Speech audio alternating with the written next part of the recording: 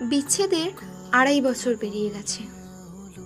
আজ এতদিন পরে অবন্তী আমাকে মেসেজ করলো আমার বিয়ের খবর জানতে পেরে। আপনার বিয়েতে আমাকে দাওয়াত দেবেন না?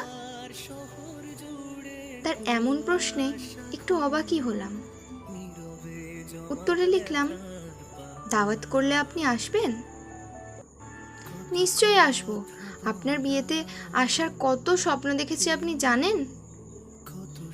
এবার একটু না, অনেকটা অবাক হলাম। বলতে ইচ্ছে করলো, আমার বিয়েতে আসার স্বপ্ন তুমি নিশ্চয়ই দেখেছিলে অবন্তী, তবে মেহমান হিসেবে নয়, আমার বউ হিসেবে। সেখানে অন্য কাউকে আমার জন্য বউ সাজে দেখলে তোমার কষ্ট হবে না তো? মেসেজটা টাইপ করেও আবার কেটে দিলাম। মাঝে মাঝে সম্পর্কগুলো এমন এক অবস্থায় এসে দাঁড়ায় যে মনের কোনো কথাই আর বলা যায় না, বলতে হয় যুক্তিসঙ্গত বাস্তবিক কথা। আমিও তাই বললাম, তাহলে তো আপনাকে সবার আগে দাওয়াত করতে হয়। আসলে বিয়ের কার্ড এখনো রেডি হয়নি, আপনার কথা মাথায় থাকবে। ছাপাখানা থেকে সরাসরি আপনার বাড়িতে কার্ড যাবে। স্পেশাল গেস্ট বলে কথা। স্পেশাল গেস্ট কেন? অবন্তীর সোজা সাপটা প্রশ্ন। আমি জবাব দিলাম নির্দ্বিধায়, যে আমার বিয়েতে আসার স্বপ্ন অনেক দিন ধরে পুষে রাখে তাকে স্পেশাল গেস্ট হিসেবে ট্রিট করা আমার দায়িত্ব। আপনার জন্য থাকবে ডাবল রোস্ট, ডাবল কাবাব, ডাবল ডিম। আমি কি আপনার বিয়েতে শুধু খেতেই আসবো রাজ? তাহলে কেন আসবেন? আপনার কি মনে হয়? এবার একটু ভয় পেলাম। অবন্তী কি যেন টাইপ করছে তখন। আগ বাড়িয়ে কিছু বলতে গেলাম না, অপেক্ষায় ছিলাম। 1 মিনিট পর অবন্তী লিখল, ভয় পেলেন নাকি? আরে ভয়ের কিছু নেই, আপনার বিয়েতে বাগড়া দিতে আসবো না, অতটা ছেলে মানুষই এখন আর আমার মধ্যে নেই। কিছুটা মন খারাপ হলো। মনে হচ্ছিল অবন্তীর মধ্যে ছেলে মানুষই থাকাটা দরকার। তার মানে এই নয় যে আমি নিজের বিয়ে ভাঙুক এটা চাই। আসলে অবন্তী আমাকে ভুলে যাচ্ছে, এ ব্যাপারটা না আমি মানতে পারি না। অথচ নিজের দিব্যি অবন্তীকে ভুলে দ্বিতীয় নারীকে ভালোবেসেছি, বিয়েও করে নিচ্ছি। কিন্তু সত্যি কি নীলাকে আমি ভালোবাসতে পেরেছি? হয়তো অবন্তীর মতো নয়, তবে নীলাকে আমি অন্যরকম করে ভালোবাসি। সব রকমের ভালোবাসা তো সমান হয় না। অবন্তীর মন খারাপ হলে আমি উতলা হয়ে উঠতাম। সে আমার ওপর রেগে থাকলে রাতে ঘুম হতো না। তার ফোনের আওয়াজ পেলে আমার হৃদস্পন্দন ত্বরান্বিত হতো। অবন্তীর চোখের পানি আমার চোখেও পানি এনে দিত। নীলার বেলায় এসব কিছু হয় না। আমি অবন্তীকে লিখলাম, আমার বিয়েতে এসে আপনি কি করবেন শুনি? আমি আপনাকে একটা উপহার দেব, আপনার জীবনের শ্রেষ্ঠ উপহার হতে যাচ্ছে সেটা। আমি হলফ করে বলতে পারবো, বিয়েতে আমার চেয়ে সেরা উপহার অন্য কেউ পারবে না আনতে। অবন্তী তো প্রথম থেকেই ভীষণ উদাসীন ছিল। তার এই উদাসীন স্বভাবই আমাকে তার প্রেমে পড়তে বাধ্য করেছিল। কিন্তু দিন শেষে তার উদাসীনতাই আমার শত্রু হয়ে দাঁড়ালো। আমি অবন্তীকে বদলাতে চাই না। ইম্যাচিওর, কল্পনায় ডুবে থাকা, আবেগী, বাস্তব জ্ঞানহীন মেয়েটিকে খুব বিরক্ত লাগতো আমার। তাকে ছেড়ে যাওয়ার একটা সুযোগ খুঁজছিলাম। কিন্তু অবন্তীর ভালোবাসা যেন হাতে পায়ে শিকল বেঁধে রেখেছিল। অবশেষে আমার মুক্তি মিলেছিল। অবন্তীর আত্মসম্মান বোধ আমাকে বাঁচিয়ে দিয়েছিল। আমি তাকে ব্রেকআপের কথা বলার পর কিছুদিন সে মারাত্মক পাগলামি করে। আমি পাত্তা না দিয়ে পৃথিবীর নিষ্ঠুরতম পুরুষ হওয়ার ভূমিকা পালন করলাম। ধীরে ধীরে সেও মেনে নিল। আর কখনো অবন্তী তার ভালোবাসার দাবি নিয়ে আমার দরজায় পা রাখেনি। আমিও তাকে সুযোগ দিইনি। এভাবেই হয়ে গেল আমাদের বিচ্ছেদ। এর আগে অবন্তীর জীবনে এসেছিল তুমুল ঝড়। অবন্তী হয়তো ভাবে আমি ঝড়ের ভয়ে তার হাত ছেড়ে পালিয়েছি। কথাটা আংশিক সত্যি, তবে আমি অনুভব করি আমার মনে অবন্তীর জন্য ভালোবাসার অভাব তো ছিলই, নয়তো কি ওভাবে পালানোর কথা ভাবতাম। অবন্তী সত্যিই আমার বিয়েতে এলো। এত সুন্দর লাগছিল সেদিন তাকে, আমি তো চিনতেই পারছিলাম না। বন্ধুরা সব তবদা খেয়ে গেল। আমার প্রায় সকল বন্ধুই অবন্তীকে চেনে। বিপুল তো বলেই বসলো, কিরে এই মাইয়া খবর পাইলো কেমনে? আমি সহজে হেসে বললাম, আমি দাওয়াত করেছি। সবাই আরো চমকালো। আর চোখে নীলাকে দেখছিলাম। নীলা কখনোই আমাকে সন্দেহ করে না, তবে আমি তাকে অবন্তীর ব্যাপারটা বলেছি। নীলা অবশ্য অবন্তীকে চিনতে পারলো না, কারণ সে অবন্তীর ছবি দেখেনি। অবন্তী ফুলের তোড়া দিয়ে নীলাকে অভ্যর্থনা জানালো। আমি হেসে পরিচয় করালাম, আমার ফ্রেন্ড। নীলা আর অবন্তী করমর্দন করলো, সেলফিও তুললো। আমি মুখে একটি বিনয়ী হাসি নিয়ে তাদের দেখলাম। খেতে বসার সময় আমরা একই টেবিলে বসেছিলাম।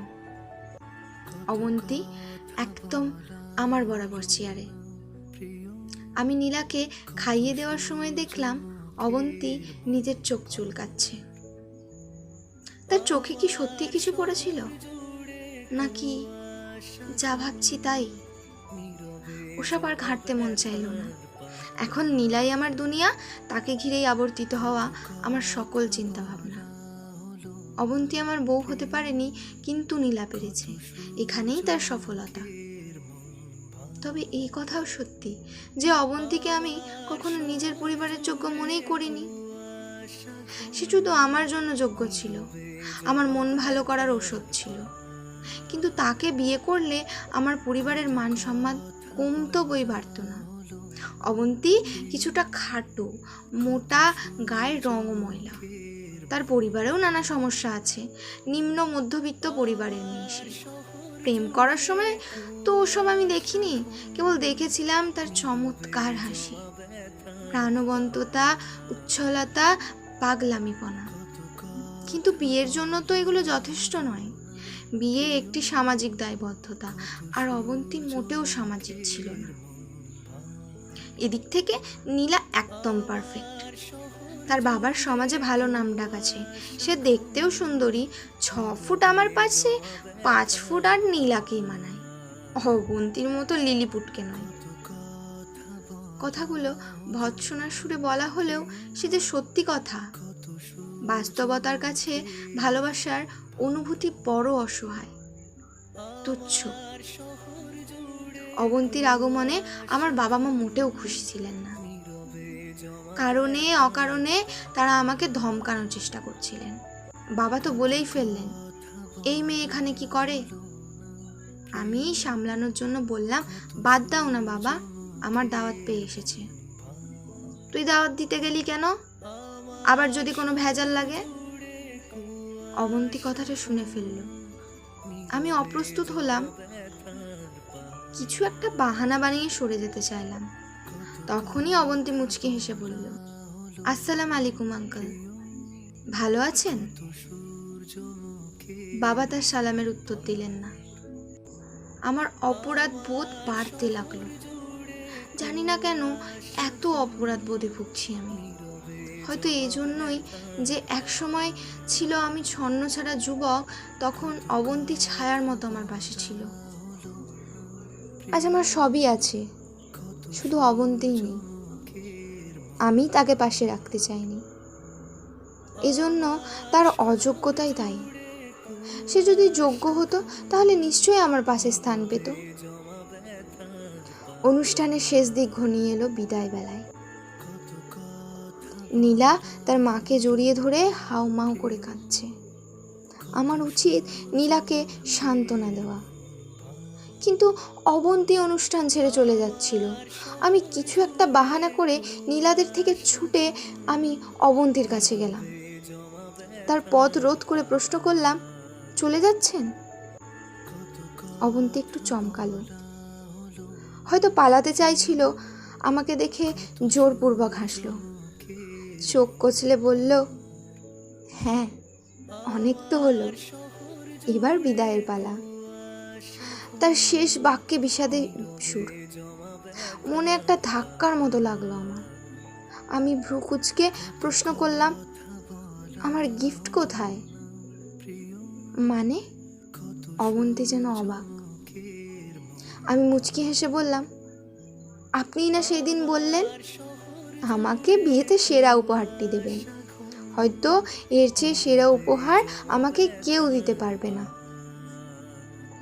অবন্তী আত্মবিশ্বাসের সাথে বলল, হয়তো না, আমি এই ব্যাপারে নিশ্চিত। আমার চেয়ে সেরা উপহার আপনাকে আর কখনো কেউ দিতে পারবে না। তাই যদি হয় তাহলে না দিয়ে চলে যাচ্ছিলেন কেন? উপহারটা দিন। আমি হাত পাতলাম। অবন্তী মলিন দৃষ্টিতে আমার দিকে কিছুক্ষণ চেয়ে থেকে কেমন ভাঙা কণ্ঠে বলল, আসলে উপহারটা খুব দামি, তবে আমার কাছে।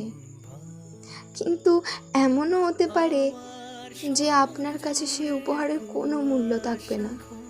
তাই ভাবলাম, দরকার কি, এটা বরং আমার কাছেই থাকুক, আপনাকে না দিই। এখন তো এসব বললে হবে না, আমি জানতে চাই কি সেই উপহার, আমাকে দেখান প্লিজ। যদি সত্যিই দেখি গুরুত্বহীন কিছু, তাহলে আপনাকে ফিরিয়ে দেব, আর যদি মূল্যবান হয় তাহলে এটা আমার। আপনি মূল্যবান জিনিস খুব পছন্দ করেন, তাই না রাজ? আমি মাথা চুলকে হাসলাম। অবন্তী তার ব্যাগ থেকে একটা ফটো অ্যালবাম বের করলো। অ্যালবামটির ওপরে লেখা দেখেই থমকে গেলাম, অবন্তী লাভস রাজ। ভেতরে আমাদের 3 বছরের সম্পর্কের সমস্ত ছবি, মেসেজের প্রিন্টেড স্ক্রিনশট, অবন্তীকে দেওয়া আমার সকল চিরকুট, আবেগ মাখানো কবিতা। এই ধরনের কবিতা আমার মাথায় আসে না বহুদিন। নীলার জন্য কখনো লিখতে ইচ্ছে হয়নি, অথচ অবন্তীর জন্য লিখেছিলাম। তাকে নিয়ে কত জায়গায় ঘুরতাম, কত শত পাগলামি করেছিলাম দুজন। 2000 টাকার অবন্তীর জন্য একটা ড্রেস কিনেছিলাম।